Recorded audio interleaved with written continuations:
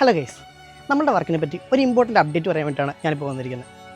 നമ്മളുടെ വർക്ക് കുറച്ചുകൂടി ഹയർ ലെവലിലേക്ക് മാറ്റുവാണ്.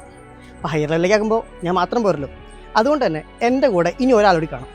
ആക്ച്വലി ഒരാളല്ല, അതാരാ ഞാൻ കാണിച്ചു തരാം.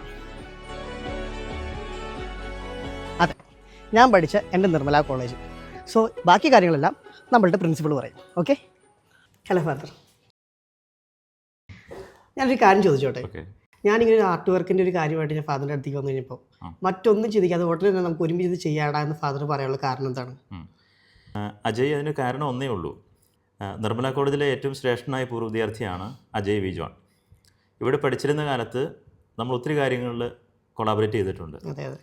നിർമ്മല കോളേജ് ഓട്ടോണമസ് ആയ സന്ദർഭത്തിൽ അജയ് ഈ കോളേജിനെ സമീപിക്കുമ്പോൾ നിങ്ങൾക്ക് വളരെ സന്തോഷമുണ്ട്. വേസ്റ്റ് ടു വണ്ടർ എന്നൊരാശയമായി നിർമ്മല കോളേജിലേക്ക് വരുമ്പോൾ അതുമായി സഹകരിക്കാൻ നിർമ്മല കോളേജിന് വലിയ താല്പര്യമുണ്ട്. പരിസ്ഥിതി മലിനീകരണത്തെക്കുറിച്ച് ജനങ്ങൾ അവബോധമുള്ളവരായിട്ട് തീരുക. നമ്മൾ പുറന്തള്ളുന്ന പല വേസ്റ്റുകളും നമുക്ക് വലിയ കലാമേഖലയിലേക്ക് കൊണ്ടുവരാനായിട്ട് സാധിക്കും. അതാണ് അതിൻ്റെ ഏറ്റവും വലിയൊരു ഹൈലൈറ്റായിട്ട് ഞാൻ കാണുന്നത്.